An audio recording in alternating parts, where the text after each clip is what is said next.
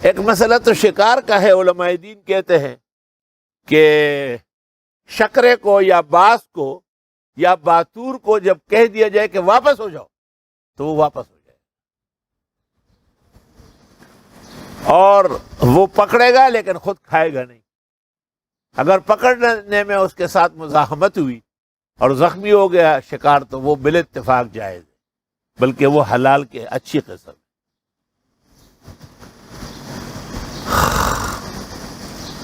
ظاہر بات ہے تعلیم کی برکت سے اللہ نے اس کو یہ صلاحیت دی کہ شکار کرتا ہے، اور وہ شکار پھر وہ مالک کے لیے رکھتا ہے۔ یہاں ایک مسئلہ اور ہمارے علماء دین بیان کرتے ہیں، اور وہ مسئلہ ہے، اس کو ذرا غور سے سن لے ہمارے حضرات جو موجودین ہے یا نیٹ کے ذریعے کائنات کے چپے چپے میں سن رہے ہیں۔ وہ مسئلہ یہ ہے کہ کیا بندوق سے یا پستول سے یا کلاشنکوف سے یا کالاکوف سے جو جانور مارا جائے بسم اللہ اللہ اکبر پڑھ کر تو یہ شکار صحیح ہے یا نہیں؟ عام طور پر بزرگان دین کی اس جگہ جو تفصیلات ہے، معارف القرآن میں مولانا مفتی عمر شفیع صاحب، معارف القرآن میں مولانا ادریس صاحب اور دیگر اکابر اور ہمارے بزرگوں کی وہ تقریباً عدم جواز معلوم ہو رہا ہے، اور وہ یہ کہتے ہیں کہ نہیں، اس جانور کا ملنا اور پھر ہمارا ذبح کرنا ضروری ہے۔ اس عاجز اور فقیر کو شروع دن سے اس سے اختلاف رہا ہے کہ بلوچستان کے پہاڑ کی چوٹی پر آپ ایک بکرا نیچے سے مارتے اور وہ 200 لڑکیاں کھا کے نیچے آتا ہے تو اس کے اندر سانس جو ہے، روح، وہ کسی ربڑ کی بنی ہوئی ہے کیا کہ وہ نکلے گی نہیں؟ جب آپ نے بندوق مارا یا پستول مارا یا تیر پھینکا بسم اللہ اللہ اکبر پڑھا ہے، اس کے بعد وہ تمہیں مل گیا زندہ تو شکار افضل ہے ذبح کرنا، نہ ملا تو بسم اللہ اللہ اکبر کی وجہ سے وہ حلال اور طیب ہے۔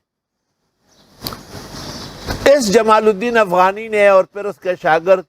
مفتی محمد عبدہو نے، کیونکہ رشید رضا علی مصری تو بچ گیا دارالعلوم دیوبند اور شاہ صاحب سے مل جل کے بعد، کچھ مسائل میں انہوں نے توسع کی ہے، جیسے ان کا یہ خیال تھا کہ اس وقت بینکوں کا جو نظام ہے یہ نظام ہی خرید و فروخت اور بیع کا ہے، لہذا بینک جس طرح بھی چل رہے ہیں وہ جائز ہے۔ اسی طرح ان کا یہ خیال تھا کہ سینما اور تھیٹرز اور ڈرامے اور اس قسم کی چیزیں اسلام کی اشاعت کے لیے استعمال ہو سکتی ہیں۔ سینکڑوں ان کے غلط مسئلے تھے، ان میں ایک مسئلہ ان کا یہ بھی تھا کہ بندوق کے ذریعے یا پستول کے ذریعے یا تیر و کمان کے ذریعے جو شکار ہو جائے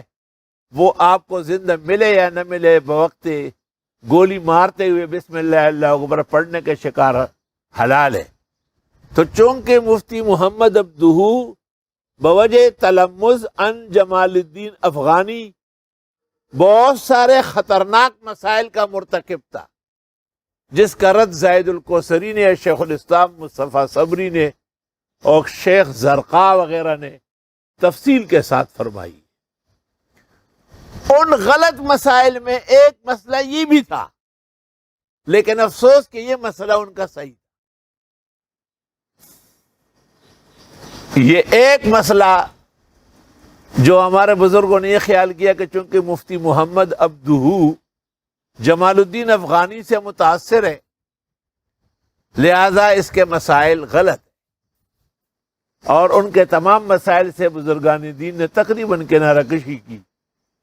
اس میں شکار کے مسئلے سے بھی کنارہ کشی فرمائی۔ اس عاجز اور فقیر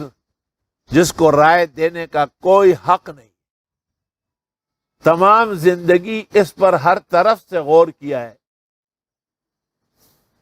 اور اس نتیجے پر پہنچ چکا ہوں کہ شکار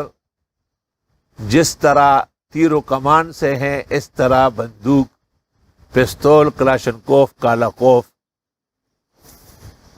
راکٹ لانچر سے بھی ہے۔ اور شکار کے لیے وہی آداب ہے جو قرآن نے ذکر کیے کہ شکار مارتے ہوئے بسم اللہ اللہ اکبر پڑھے. اگر وہ بکرا مینڈا وہ جانور زندہ ملا بلا شبہ اس کا ذبح ضروری ہے، لیکن اگر وہ زندہ نہیں ملا اور اس شخص کے بسم اللہ اللہ اکبر کے بعد وہ اس کے چھوڑے ہوئے گولی یا کارتوس سے مرا ہے، اس کے کھانے میں اس عاجز فقیر کے خیال میں کوئی شک نہیں، درست اور صحیح اور حلال.